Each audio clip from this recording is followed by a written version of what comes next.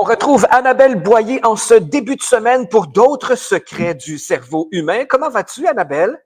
Très bien toi-même. Très, très bien. J'ai déjà pris des notes, j'ai déjà mis des trucs en branle pour attirer l'abondance. J'ai reçu des cafés, alors ça doit marcher. C'est merveilleux quand on change notre façon de penser parce qu'il est possible de reprogrammer son cerveau parce que ce n'est pas la même réalité qu'autrefois dans laquelle on a grandi. On s'est surtout imprégné de la pensée des autres, puis on a répété ces comportements-là. Mais quand on est adulte, ben, on prend nos propres décisions et puis il n'est pas nécessaire de reproduire ce qu'on a appris. Ça ne veut pas dire que ça nous convient. Exactement, puis on peut tout faire et aujourd'hui, on sait en plus que notre cerveau peut se modifier jusqu'à notre mort, donc il n'est pas fixe, il est pas coincé. On peut à tout moment créer de nouveaux chemins neuronaux pour créer une nouvelle réalité. Ça, c'est très, très, très intéressant. Un autre sujet qu'on va aborder aujourd'hui qui pique beaucoup ma curiosité, je trouve que ça, c'est assez intense. Je ne savais pas que notre lieu de vie pouvait influencer notre succès. J'ai très, très hâte de t'entendre là-dessus. C'est-à-dire que, par exemple, moi, je vais prendre ma situation et j'aimerais t'entendre là-dessus. Je travaille à la maison. Oui, Alors, est-ce que ça a une influence sur ma qualité de vie, sur mon succès, si je suis un peu tanné de travailler dans le même univers? C'est-à-dire que moi, quand je me lève le matin, je suis chez moi. Même si c'est une pièce différente, je reste chez moi oui. et à la fin de ma journée, je suis encore chez moi. Donc, à un moment donné, je me dis, waouh, il faudrait que je sorte. Donc, est-ce que tu veux parler de ça en particulier quand tu dis que notre lieu peut influencer notre succès? Du lieu et des objets. Puis ma réflexion sur la chronique est partie avec le fait que j'entendais encore une fois parler d'une expérience qui a été faite à l'université Yale. Et ça faisait plusieurs fois que j'entendais parler de cette expérience-là, fait que j'ai pris le temps d'aller vérifier. Et sincèrement, je suis tombée en bas de ma chaise. Parce qu'on a pris plusieurs centaines de personnes et ce qu'on a fait, c'est qu'on leur a demandé de rencontrer quelqu'un. Dans certains cas, c'était pour un emploi parce que l'expérience a été faite plusieurs fois. Puis dans certains cas, c'était pour rencontrer quelqu'un dans un café. Et ce que les gens ne savaient pas, c'est qu'on leur a fourni un breuvage dans une tasse, mais une partie des participants avaient un breuvage chaud et d'autres participants avaient un breuvage froid. Mais ils ont tous exactement la même tasse de la même couleur. La seule différence, c'est est-ce que le breuvage est chaud ou il est froid? Et le participant numéro 1, il ne sait pas, mais il va rencontrer les 20 mêmes personnes que le participant numéro 2. Donc, chaque participant à l'expérience qui ne sait pas en quoi consiste l'expérience, parce qu'évidemment, on ne veut pas les influencer, ils rencontrent tous les mêmes personnes qui participent. Et ce qui a été vraiment hallucinant, c'est qu'après ça, on leur a demandé, la personne avec qui vous avez discuté, comment vous l'avez trouvée? Et là, on a eu toute une surprise, parce que tous ceux qui avaient un breuvage chaud ont dit que la personne avec qui ils avaient discuté, c'était quelqu'un de chaleureux, de sympathique et d'agréable. Mais tous ceux qui ont eu un breuvage froid, puis quand je dis tout ça, là, c'est entre 80 et 95%, dépendamment des groupes, là, ils ont répondu que la personne en avant d'eux était quelqu'un de vraiment pas chaleureux, même distant et froid. Wow! Leur perception de l'interlocuteur était en fonction de la température du breuvage. C'est très spécial, ça, là. C'est fascinant. Hmm. Et là, je me suis mis à regarder d'autres éléments parce qu'on sait, entre autres, que chez les femmes qui ont des vêtements un peu plus fancy, les femmes qui se maquillent, les femmes qui font attention à leur coiffure, réussissent mieux que les autres.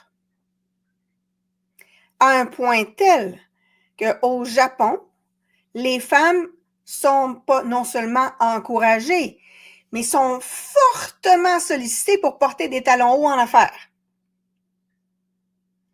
Il y a même des employeurs qui n'embauchent pas de femmes si elles ne veulent pas porter de talons hauts. Et pourquoi exactement? Est-ce que c'est une question de perception? C'est une question d'hormones. Parce Oh. que en affaires, on a évidemment beaucoup d'hommes et beaucoup de femmes, et on a beaucoup d'hommes qui sont en situation de pouvoir. Et s'ils ont le choix entre faire affaire avec quelqu'un qu'ils trouvent physiquement agréable à regarder ou faire affaire avec quelqu'un qui physiquement leur plaît moins, ben ils vont choisir la personne qu'ils trouvent agréable à regarder.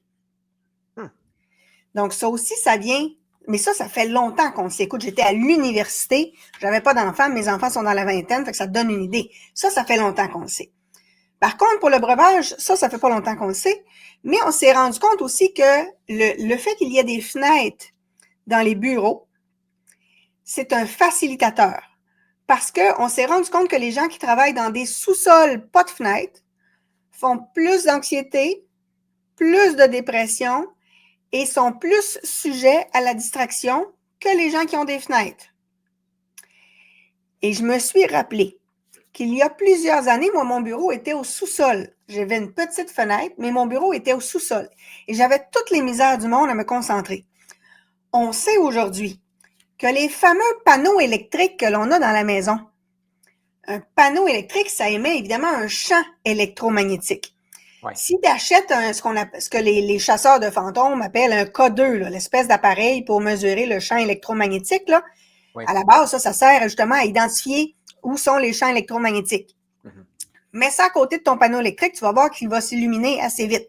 Ouais. Mais ce qu'on sait, c'est que si ta tête est proche d'un panneau électrique à moins de 2 mètres, tu vas avoir des maux de tête, des migraines, de l'anxiété, des hallucinations auditives, des hallucinations visuelles.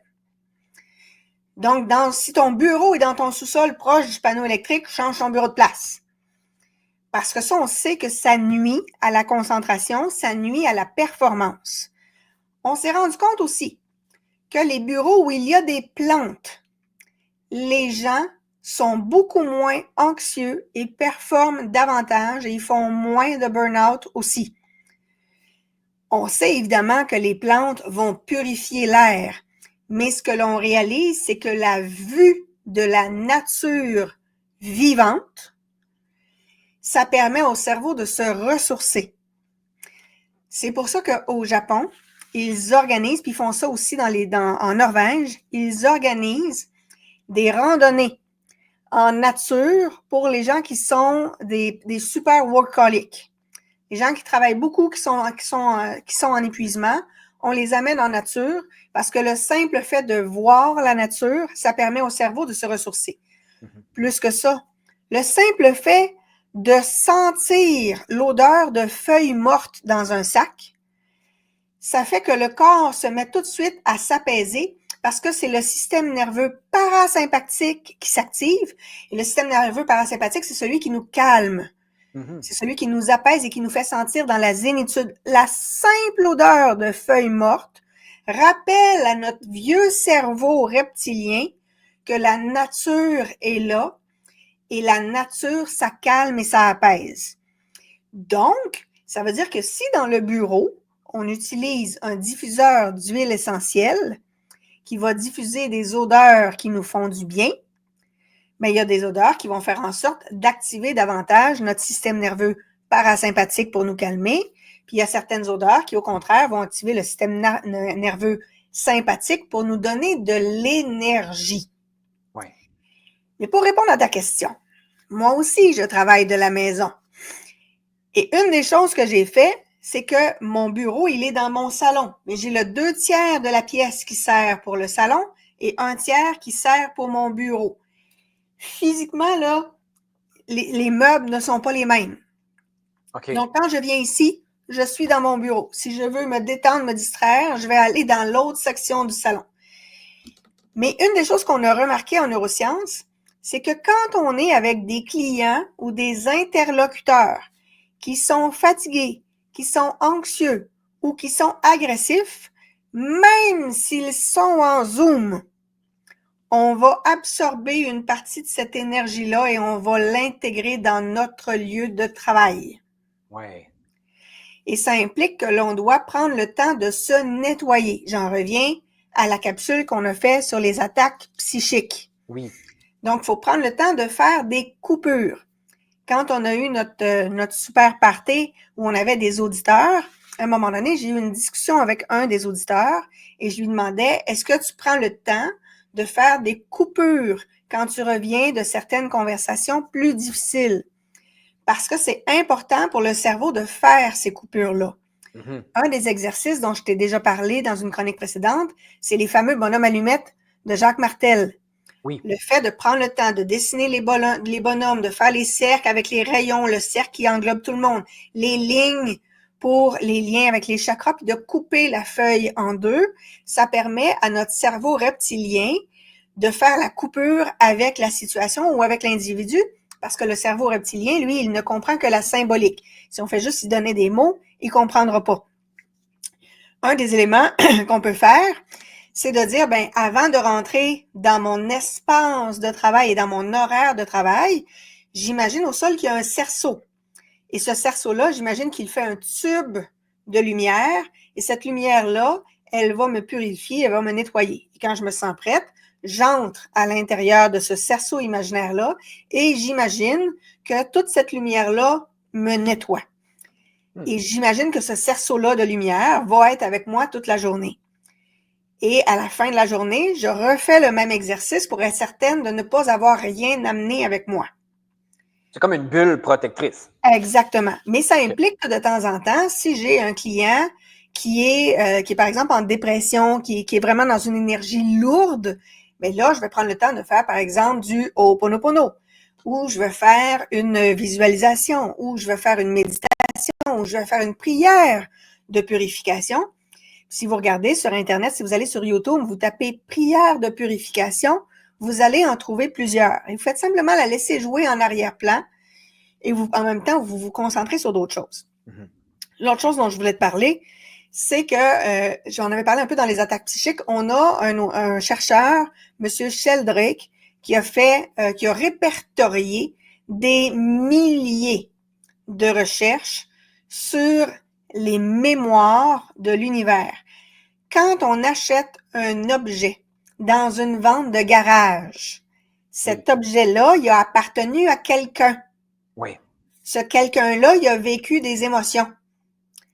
Et on sait aujourd'hui que nos émotions, on se rappelle que nos émotions dans notre tête, c'est des neurotransmetteurs, c'est des chemins neuronaux et qui donc se transmettent des neurotransmetteurs. Puis dans notre corps, ce sont des hormones et des phéromones. Mais nos phéromones émotionnels, là, vos chats peuvent les sentir à 2 km à la ronde. Mm-hmm. Un rat peut le sentir à 20 pieds autour. Un chien, les études vont jusqu'à 20 km.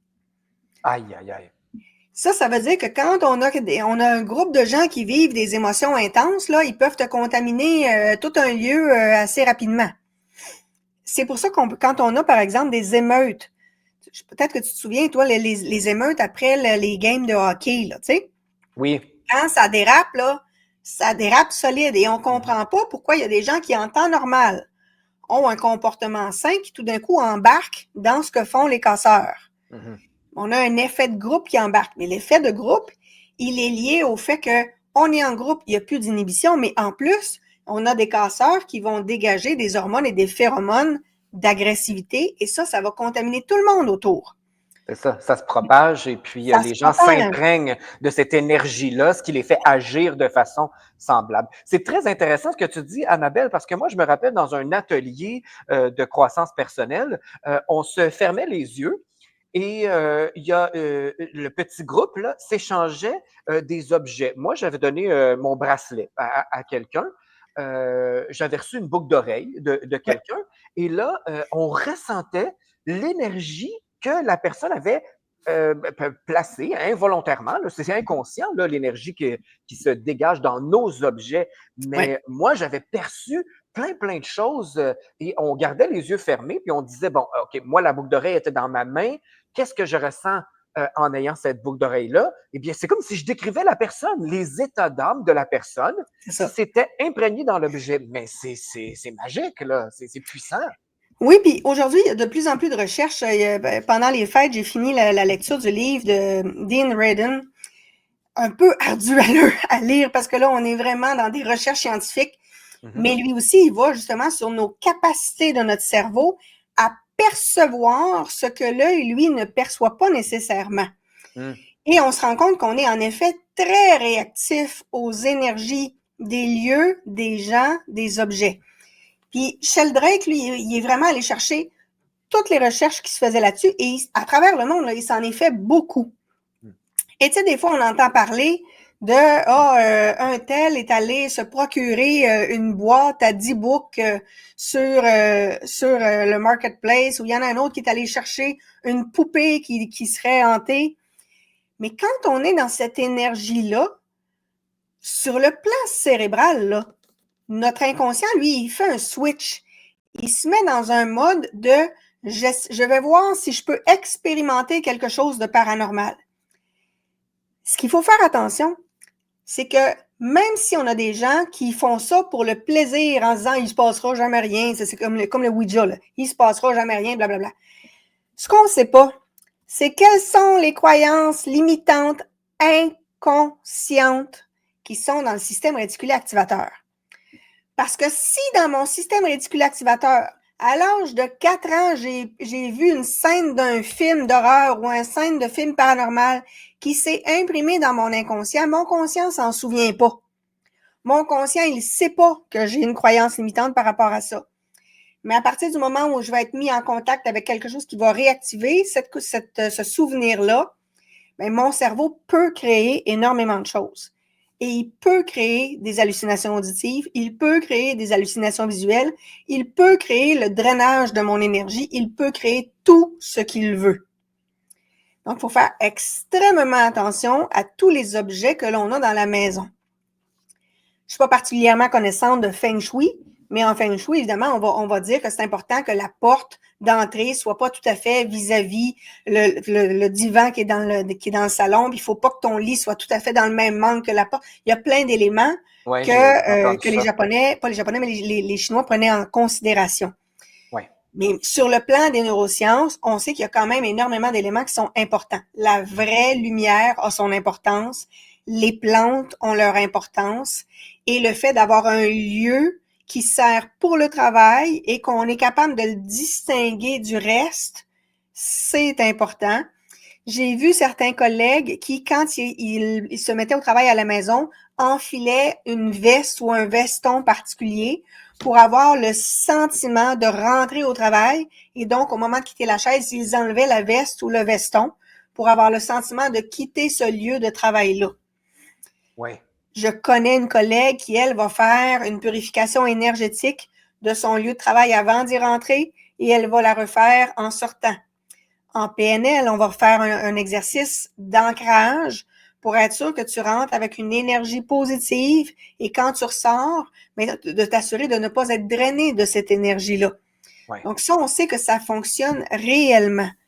Et dans le livre de Sheldrake, là, c'est une grosse brique qui s'appelle « Les mémoires de l'univers ». Là-dedans, vous allez retrouver plusieurs recherches super intéressantes. Et il y a des éléments aujourd'hui qui sont plus ou moins connus. Par exemple, pendant longtemps, les gens utilisaient des bougies avec une odeur particulière. Aujourd'hui, on sait que les composantes d'une chandelle, c'est cancérigène. Ouais. Alors que si on revient à des chandelles plus naturelles, faites à base de cire d'abeille ou faites à base de soya, ça, c'est plus sain, évidemment, pour le corps. Et quand on fait brûler des bougies, évidemment, c'est pas bon pour les animaux parce qu'eux vont réagir encore plus fortement. Il faut savoir que les animaux ont un odorat beaucoup plus développé que le nôtre. Hein? Les chats ont un odorat 14 fois plus développé que l'humain. Ouais. Donc, ça aussi, il faut y faire attention. Donc, et c'est important aussi de faire circuler l'énergie dans la maison. Donc, de temps en temps, d'ouvrir les fenêtres pour faire circuler l'air aussi. Même en hiver. Parce que quand on travaille à la maison, évidemment, on respire toujours le même air et ça devient de l'air vicié. Dans les tours à bureau, on avait remarqué qu'après un certain temps, le système de filtration d'air faisait plus son travail et bizarrement, dans certaines périodes, on avait entre 60 et 65% des gens qui avaient une grippe, un rhume, une bronchite, une pneumonie, une amygdalite, une otite ou une sinusite. Parce qu'inévitablement, ça circulait dans la maison. Mm-hmm. Aujourd'hui, c'est la même chose. Quand on travaille à la maison, si on n'aère jamais la maison, ça aussi, ça va poser problème. Donc, il y a plusieurs éléments qui sont à considérer pour être sûr d'avoir une expérience la plus agréable possible. En effet. Évidemment, des fois, on a de la misère à se dire avoir une pièce qui est consacrée au travail. Comme dans ce temps-là, vous faites comme je fais ici. Moi, comme je te dis, moi, avant, mon bureau était au sous-sol, mais à un moment donné, j'ai bien compris que le panneau électrique, c'était vraiment pas une bonne idée. Et le fait qu'il y avait moins de luminosité aussi. L'autre chose qu'il faut faire très attention, c'est les couleurs. Ah. Parce qu'on sait que les couleurs sont perçues par l'œil et donc par le cerveau d'une certaine façon. Fait que si tu veux avoir de l'énergie, tu vas utiliser par exemple le orange. Si tu veux t'apaiser, te calmer, le vert et le bleu sont plus propices. Dans les restaurants, on utilise beaucoup le rouge dans les menus parce que ça donne de l'appétit et ça fait passer à l'action. Donc, ça fait manger plus les clients quand on utilise du rouge. Mais il y a un contre-coup, c'est que les gens sont aussi plus agressifs avec du rouge. Ah oui. C'est pour ça que dans les hôpitaux, on va utiliser du petit rose pâle, puis du petit bleu pâle, puis du petit vert pâle. Oui. Parce qu'on veut calmer le plus possible. On s'est rendu compte aussi que les lieux qui sont blancs partout, ce sont des lieux où les gens ont plus tendance à ressentir la fatigue. Donc, la lumière a une importance. C'est pour ça aussi que les vêtements, la couleur des vêtements va avoir une importance. Donc, dépendamment de votre état de la journée, si vous avez peu d'énergie en vous levant le matin, ben mettez une couleur vivante, justement parce que là, inévitablement, on voit toujours la couleur de nos vêtements au niveau des manches, au niveau des épaules, au niveau de notre ventre. On la voit, cette couleur-là. Puis quand on est en Zoom, mais en plus, on se voit. Oui. Donc, la couleur va aussi avoir un impact. Moi, tu vois, mes dossiers derrière moi, mes dossiers sont verts. Et je fais exprès. Mes dossiers clients sont tous en vert. Donc, tout va bien. Je ne prends jamais de dossier rouge ou de dossier noir ou de dossier gris. Je fais hyper attention à toutes les couleurs partout. J'ai un cerceau de lumière, il est orangé parce que ça fait le même éclairage que dans le sud. Donc, ça aussi, c'est un élément important. Autre élément important, les sons. Toi, t'aimes la musique. Tu sais très bien à quel point certaines musiques nous mettent en énergie et certaines musiques nous rendent agressifs. Ben oui, ça nous influence énormément. Énormément. Et ça veut dire que si, par exemple, moi, je vais avoir une cliente tout à l'heure qui va venir chez moi, c'est certain qu'il va y avoir une musique en arrière-plan. Parce que j'ai compris que les sons avaient un impact majeur. Mais chez vous, est-ce qu'il y a des sons dérangeants? Tu sais, la goutte d'eau qui tombe dans le lavabo, la petite vibration du frigo, le son de la glace qui se forme dans la machine à glace, la vibration d'un téléviseur qui est resté allumé, le voisin qui passe sa tondeuse ou sa souffleuse dehors. Oui.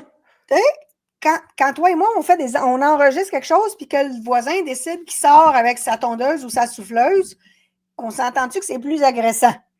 Exactement. Alors, ça nous influence, ça a un impact sur notre humeur, le cours de notre journée. Le temps passe vite. Annabelle, je veux juste clarifier quelque chose avec toi parce que moi, comme je l'ai dit en début de chronique, je travaille de la maison. J'ai mon petit studio de radio. Évidemment, c'est une pièce fermée. Elle est insonorisée. Bon, je l'ai adaptée à un studio de radio, mais c'est quand même chez moi. C'est pas depuis la radio que je travaille à la maison. J'ai toujours eu mon bureau chez moi. Quand je disais aux gens que j'aimais telle couleur, telle odeur, que c'était important de choisir un bel environnement, un bel appartement, ben, je me faisais dire, ben voyons, c'est psychologique, c'est dans ta tête, ça, peu importe où tu vas être, c'est ton état d'esprit, il n'y a rien qui peut t'influencer. Tu réponds quoi à ça? Parce que j'ai l'impression que c'est pas vrai là, que quand je me suis fait dire ça, c'était pas vrai. J'avais raison de vouloir que mon environnement soit propice à ce que j'aille bien. C'est pas une question de caprice, là. C'est pas parce que je veux un château, c'est parce que je veux bien me sentir dans mon environnement et ça influence mon succès. Et c'est super important. Puis je vais te raconter une anecdote. Il y a plusieurs années, quand j'avais pas encore d'enfant, je travaillais pour une grosse firme à Montréal. Et on m'avait dit, bon, ben, on va te donner le bureau, on va t'installer dans le bureau avec un collègue. Il y a des grandes fenêtres, mais tu vas voir, c'est un solarium l'été, c'est chaud, c'est insupportable. Je ne sais pas comment tu vas faire pour travailler. Et on était donc deux dans ce bureau-là, puis il y avait une espèce de table entre nous deux. C'est un plafond suspendu. Fait que moi, j'avais apporté 14 plantes. Des plantes qui étaient donc en avant de moi parce que c'est là où était la fenêtre et entre mon collègue et moi, mais des plantes qui étaient suspendues. C'était comme si on était au jardin botanique. Il y en avait partout. Puis à ce moment-là, les associés trouvaient ça un peu bizarre, mais ils m'ont laissé faire pareil. Ça a pris 2 jours. Ils étaient en train de négocier un gros contrat avec un client. Puis le client était plus ou moins à l'aise, plus ou moins content, pas trop sûr. Et là, il vient pour aller dans le bureau du gros président là, de l'organisation et du coin de l'œil, il voit une de mes plantes. Puis là, il dit à voix haute, « Ah, il dit, vous en avez une qui aime les plantes ici? » Et le président a eu l'idée de dire, « Ah oui, c'est Annabelle, elle n'a pas rien qu'une, venez, je vais vous le montrer. » Il rentre dans mon bureau, puis il voit mes 14 plantes. Écoute, j'avais des plantes exotiques, parce que là, j'avais d'énormes, c'est vrai qu'il faisait chaud, j'avais d'énormes fenêtres qui allaient jusqu'au plafond, qui faisaient tout le mur. C'était vraiment un solarium l'été, ça hallucinait comment il faisait chaud, je pouvais travailler en camisole tellement il faisait chaud. Mais j'avais donc des grosses plantes exotiques, magnifiques, avec des grosses feuilles, là. Et le client, juste de voir les 14 plantes, son attitude a changé complètement. Il a signé le contrat dans les 10 minutes. Wow! Après ça, dès que les associés recevaient un nouveau client, ils proposaient « Voulez-vous un café?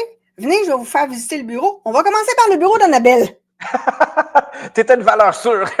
Écoute, c'était un rituel, puis mon parrain m'avait fait une espèce d'armoire en bois qu'il avait fait à la main pour mettre mes sachets de tisane. Et j'avais eu l'autorisation de l'accrocher au bureau. Fait que là, c'était encore mieux parce que je devais avoir une trentaine de sortes de tisanes différentes.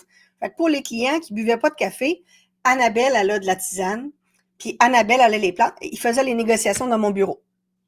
Et pourtant, tu es la même personne avec les mêmes compétences, mais c'est toute une question de perception, d'environnement. Exact. Moi, je me rappelle, là, ça avait fait parler aussi dans mon entourage. C'est que moi, à mes débuts, là, j'avais pas tant d'argent et j'avais une petite voiture là, tu sais, qui impressionnait personne. Alors, je me stationnais à quelques coins de rue pour pas que les gens voient dans quoi je me déplaçais pour pas que ça les influence, puis qu'ils disent « Ah, mon Dieu, lui, il en arrache. » Et ça peut paraître prétentieux ou, dans le fond, ça change pas qui je suis, mais ça influence, ça résume un peu ce que tu viens de dire par rapport à l'entreprise où tu travaillais.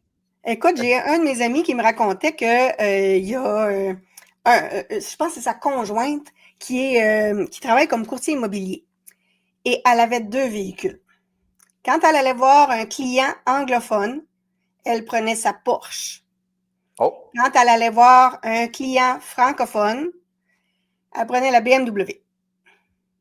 Elle ne OK. pouvait pas prendre la Porsche pour aller voir des clients francophones parce que les clients francophones partaient avec l'idée, elle fait de l'argent, donc elle doit nous crosser tout le monde. Alors que les anglophones, eux autres, ils disaient, elle fait de l'argent, elle va me montrer comment en faire plus. Wow! Hey, je savais pas ça, Deux que les mentalités francophones dans la et même les anglophones. province! Eh oui. Complètement différent. Mais en effet, le véhicule changeait. Puis elle est habillée de la même façon, là. Elle est coiffée de la même façon. Elle a la Ouais. même tête, là. Mm. Mais le simple véhicule changeait tout. Donc, en effet, le véhicule, le lieu, ça peut tout changer dans notre réussite. Et ça, Complètement. ça veut pas dire que c'est malsain, que c'est sain. C'est vraiment, c'est quoi? C'est le cerveau qui est fait comme ça, qui fait des associations? On fait en effet ce qu'on appelle des associations psychologiques. Donc, dans notre enfance, Si on a associé des éléments avec de la réussite, bien, à l'âge adulte, on fait la même chose. Mais on a des éléments qui sont même pas reliés à des souvenirs. On a des éléments qui sont programmés dans notre cerveau reptilien. Dans notre cerveau reptilien, la nature, ça active automatiquement le système nerveux parasympathique qui nous calme. Et ça, toutes les études le démontrent. Donc, c'est même pas associé à des souvenirs parce qu'on a des gens qui avaient jamais été en nature, mais pourtant, la vue d'une forêt, ça fonctionnait très bien. Et je me souviens, moi, quand j'étais enfant, on allait chez un dentiste qui avait eu l'intelligence, dans sa salle d'attente, de mettre une tapisserie sur un mur qui représentait une forêt. Parce que comme ça, les gens qui aiment pas aller chez le dentiste, mais le temps qu'ils attendaient, au moins, ils pouvaient regarder la forêt. Se sentaient ailleurs ou étaient inspirés autrement. Exactement. Et c'est pour ça d'ailleurs que, par exemple, les fonds d'écran, le fait d'utiliser un fond d'écran avec des fleurs, avec la mer, avec la forêt, avec la nature, c'est important parce que combien de temps on passe devant nos ordis? Le fond d'écran du cellulaire, moi le mien, je sais pas si tu le vois là, mais c'est justement un lac avec une montagne puis des rayons de soleil qui viennent tu vois, ça me calme déjà. Le lac. Et ça, moi, ça fait un effet de protection divine. Fait qu'à chaque fois que je prends mon cellulaire, mon cerveau fait la même association parce que quand j'étais enfant, je me souviens d'un moment, on était sur le point de pleuvoir, les nuages envahissaient le ciel, mais il y avait des rayons de soleil qui traversaient. Et à l'époque, j'avais vu le film que tu connais certainement, sur Jésus qui durait 3 heures, qui passait à chaque année à Radio-Canada dans le temps de Pâques. Oui. Et on associait justement les messages des anges et les messages divins aux rayons de soleil. Donc, mon cerveau avait fait cette association-là. Mais aujourd'hui, cette association-là, je l'utilise continuellement. Donc, le fond d'écran de mon cellulaire, le fond d'écran de mes ordis, c'est des éléments que j'utilise toujours. En avant de moi, j'ai une bibliothèque de livres de développement personnel. Avant, c'était des romans. Il y a quelques années, j'ai tout changé ça. Fait que là, j'ai du Anthony Robbins, du Bruce Lipton, du Joe Dispenza, du Greg Braden, parce que ça me permet d'avoir le cerveau qui va continuellement là. J'ai adoré ces lectures-là. Et quand je reviens concentré sur mon écran, mais je reviens avec le sentiment positif aussi.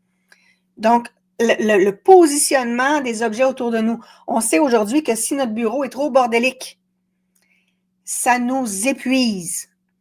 Et quand on a un conflit avec quelqu'un, c'est important de prendre le temps de faire le ménage physiquement. Parce que le fait de faire le ménage physiquement, de ranger nos dossiers, dans notre cerveau, ça range les dossiers aussi. Ça nous permet de faire du classement dans notre tête aussi.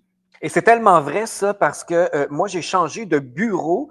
J'avais un bureau qui était propice à accumuler des trucs. Là. Tu sais, c'était un plus grand bureau avec certains compartiments. Puis là, ben, c'était bourré. Et là, je n'ai qu'une seule table. C'est très, très, très épuré.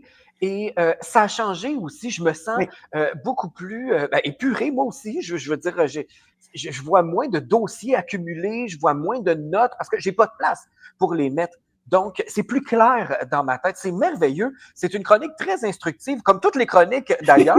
On prend des trucs et puis on fait vraiment une différence dans nos vies. Quand on a besoin d'accompagnement, eh bien, on peut te consulter, on peut faire appel à tes services, on peut aller sur ton site internet annabelle-boyer.com ou on peut te trouver facilement sur Facebook, sur ta page Annabelle Boyer, conférencière, auteure. D'ailleurs, tu as des ouvrages aussi en librairie qu'on peut se procurer ou via ton site internet. Alors, tout ce qu'on veut, nous, c'est de devenir une meilleure personne. À chaque semaine, on découvre les secrets du cerveau humain et c'est vraiment fascinant. Merci beaucoup, Annabelle. Je te souhaite une très belle semaine.